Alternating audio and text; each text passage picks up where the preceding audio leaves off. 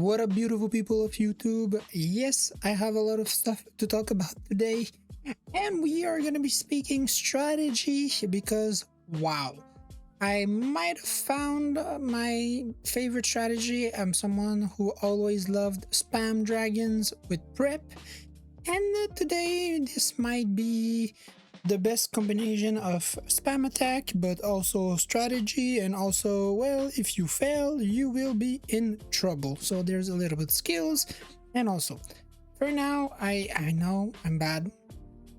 I'm only dragon 30, but I will be climbing, in my opinion, pretty easily. We have absolutely perfected this week. This is last week, so from now on it was only perfect. I can show you here. I still haven't done all of them because if I do all of them we are not able to spectate some of them. So where do we begin? Here it begins actually here, and I will you can see it here against a max tunnel 17. It's not really interesting because it is such a clean sweep that it's not hard at all, and you will be actually kind of like weirded out. As you can see here, I'm gonna just put it in fast forward, then I'll show you the army, and the general strategy is gonna be explained after. But as you can see here, the attack is gonna take less than 2.5 minutes, and I think probably most of my army is gonna be completely safe. Like, I don't know if much died except my queen and my royal champion, but I kind of throw them into suicide. So this army composition is gonna be a little bit of dragon spam with some rocket loon and some backup or some help, baby dragons to clean some leftover buildings, and then we're going with 2 earthquakes and mass freeze spell.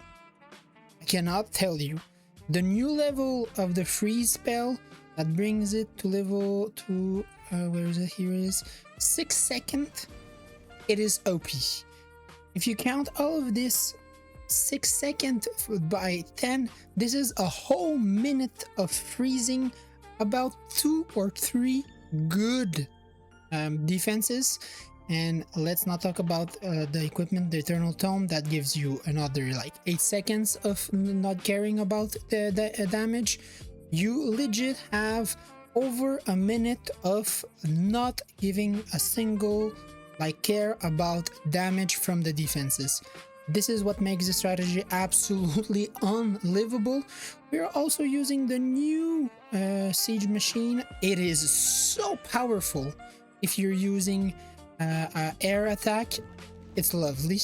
The support from it is way too good. It will tank every single air mine in the game for you.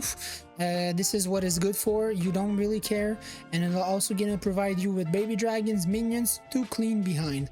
So way too OP. Now that this is being said, I will also first of all, rocket loons into the new siege machine with some balloon. That's the usual stuff. For equipment, there's 2 ways to go about it. Either you go the Royal Champion way or the Minion Prince way. I do practice more with the Royal Champion simply because I have her equipment higher and also her level pretty much maxed out. So this is why I'm going to be using her. We're going to go with the Rocket Spear and the Shield, just because your goal with her is not to have it of main of your attack, but simply to clear some buildings. Then we're gonna go with and you use the Phoenix on her, so she can like finish taking off 1 building or 2 when she dies. And the little bird, the Phoenix, is tanking some of the air mines for you. Then the Grand Warden is gonna be used with Sneezy, the Eternal Tome, and the Life Gem. This is simple. You have so many troops and you're freezing so much of the splash damage that they don't even have enough damage to kill you ever. It's simple as that. And your goal is to have so much army on the ground that you will never struggle. Then on the queen, this is where the really important stuff goes. I go with Freezy. I'm kind of I don't know which one to use on her, to be honest. Not I don't have a preference for now. But the giant arrow at level max is an absolute must. The action figure is a really good one. You can go with the magic mirror, but I prefer the action figure because it's going to target defenses. Sometimes it will destroy an air defenses, which are Inferno Tower, so this is really helpful. Then your Dragon Duke, I use I don't know, I love Diggy, his name, yeah, Diggy. With him, I might unlock the Greedy Raven on and maybe use it with him. I don't know which pet is the best on him, but you will absolutely need the heart. Is the fire heart? Yeah, fire heart, and the rocket backpack. The rocket backpack absolutely need to be at least level 21, and the fire heart, max it out. Like you the first step, you bring your fire heart to level 15, then you a rocket backpack to level 21, then you fire heart to max, and then you can go with your rocket backpack to level 24. And once it's level 24, don't touch it. The last 3 levels are not worth it. You can go and max the rocket spear. So this is a little tutorial what to update, what to use. Now that this is being said, how is the strategy working? Yeah, forget about this. This is absolutely useless. How is the strategy going? Let's look a couple of replays and analyze what I'm doing, what I'm not doing, and why it works so well. Here is our first victim, if I can say. It's a Tono 18 that is, well, not maxed. The placement of the fire spitter is horrible, but you know, the strategy is going to be staying the same. What you need to look when you're doing this strategy is a couple of things. First of all, and most important, is the clan castle, because we want to destroy it. You will need to find a way for your giant arrow and your Dragon Duke to hit it so you're sure the troop don't go out. If they go out, it's not the end of the world, but is pretty bad for your attack. Then secondary, you're going to be looking for any fire spitter, any monolith, revenge tower, and modified here, crafting, whatever. As you can see here, they're pretty much all in the same spot, so it's good for me. One thing that you also need to watch for is actually builder huts, because my rocket backpack is not max level and not level 24, only 21. The strategy works, but I need to be fast with it. The higher your rocket backpack is, the less you need to worry about being too slow. So here it is a pretty simple village for me. The giant arrow is going to be from this side. I'm pretty sure this is what I did, and I'll also let the Dragon Duke from here. And I should drop, I do believe, some earthquake to destroy the core, and maybe some here. I don't see much value elsewhere, but yeah, if the attacks can start, I'm positive. Okay, I was waiting until the end. And as you can see, I dropped my queen, I dropped my Dragon Duke, I activate both abilities. Nice arrow is going to be hitting the clan castle, the monolith, the revenge tower, and the special gear tower. The Dragon Duke looks like it misses the special tower, but I will be destroying oh here I failed to destroy. I misplaced my earthquake, but that's okay. The second part of the attack is to drop your royal champion just to help with, usually I try to help with single hitting Inferno, or here I had a lot of value with one sorcerer tower and 2 air defenses. This being one of air strategy, destroying air defenses is a good thing. And as you can see here, it's gonna destroy both of them, and then it's gonna go fight the long shot girl. Here I don't hesitate to help a little bit my Dragon Duke with some free spells, but as you can see here, he dies anyways, and here the clan castle gets out. This is not a time to panic. As you can see here, even in this situation where I did not destroy the clan castle, my world champion did not destroy a single hitting Inferno tower like I wanted to, and my Dragon Duke dies early, this is not to be concerned. The only important thing to do here is to not face air sweeper, because this will make you fail an attack if you don't use all your freeze on it. So what I'm gonna do is drop everything in the back. As you can see here, there's a pretty good funnel on both sides, so all my troops gonna go in the middle. I'm gonna try to use some Rocket Loon and some free spells, but as you can see here, it's just not working.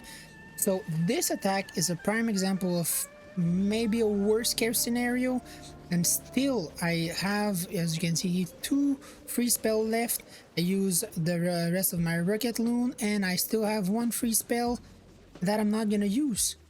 The free spell just lasts for so long that you don't even need to bother. It is so strong, I cannot even fathom how people are not using it. Okay, obviously here, for some reason, the replay is bugged, but it is, as we can go, believe it's this one. Yeah, as you can see, I know it's not this one, but yeah, it is 100%. They really need to fix those replays. I'm gonna the rest of the session I will record it and I will show you another attack, 2 more attacks. Let's show you this one. It was a nice Town Hall 15, so why not show it? Is this the right strategy? No, it's not, so I'm not gonna show it to you. But I do have another attack on the Town Hall 18. Oh my god, we are so high in Town Halls. There we go, another attack that we can simply look. And it is, in my opinion, an anti-Giant Arrow and Dragon Duke army. A lot of things are designed against it. First of all, the amount of damage here that is toward this area. And on the other side, you cannot put your queen.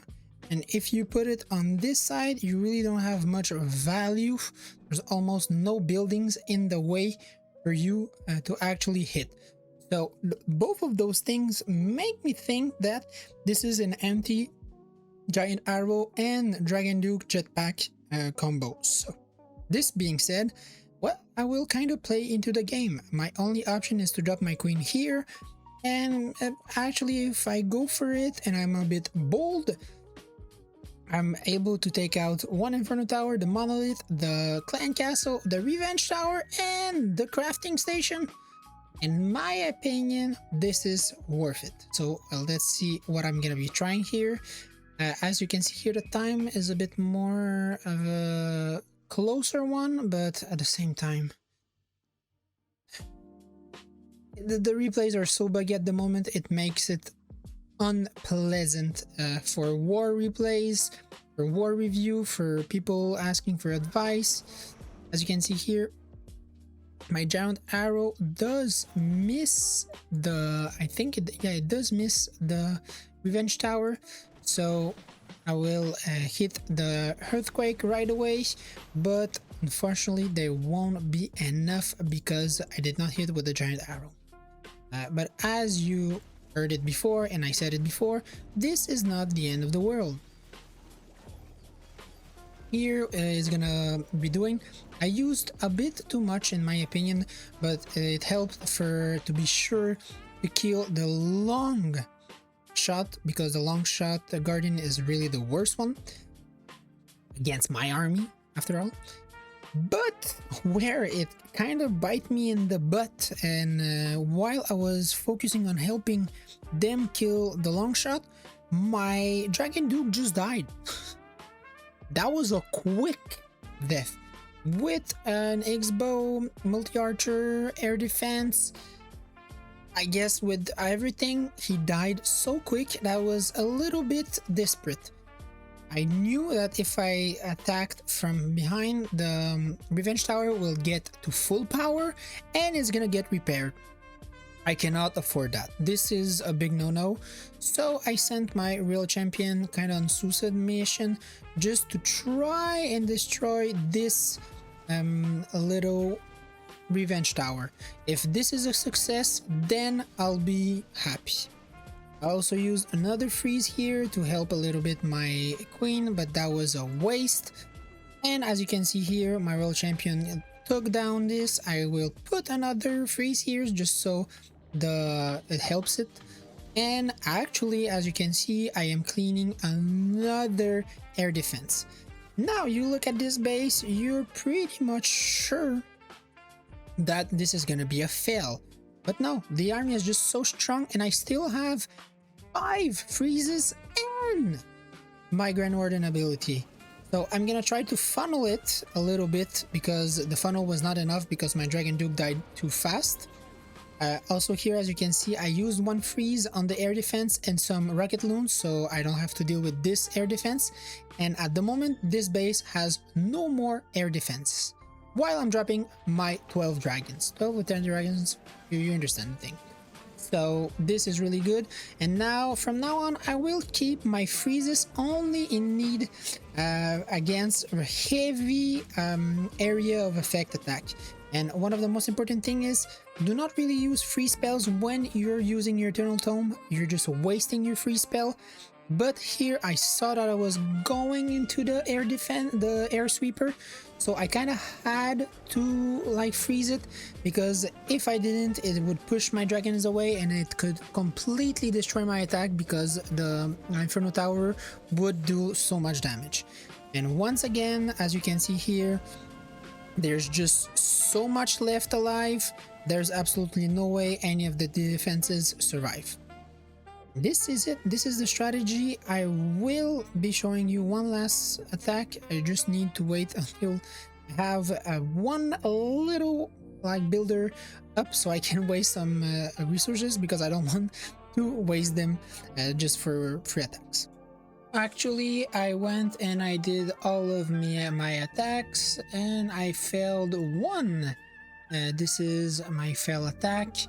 I think it's a little bit of a mix of bad luck and also maybe some mistakes. Since then, I've had my backpack 1 level higher, so this type of things should not happen again. But as you can see here, I will use both, and no, actually I got everything here, but I'm missing some damage sometimes on some buildings. But as you can see here, I have pretty good base here for me to fail like that. But as you can see, it's gonna go pretty fast, and somehow my army is gonna completely split, which is gonna make me waste so many free spells to keep them alive. And then I used my invincibility, and this air sweeper with the long thrower absolutely destroyed me. I don't know if I would have time here with the Grand Warden. There were not that many, but I felt time. I don't think I would have got it anyways. That was the only fail of the week. So yeah, let's I don't gonna do any others review, because well, there is way too many and the video is way too long. If you appreciate it, thank you for watching, and see you really soon.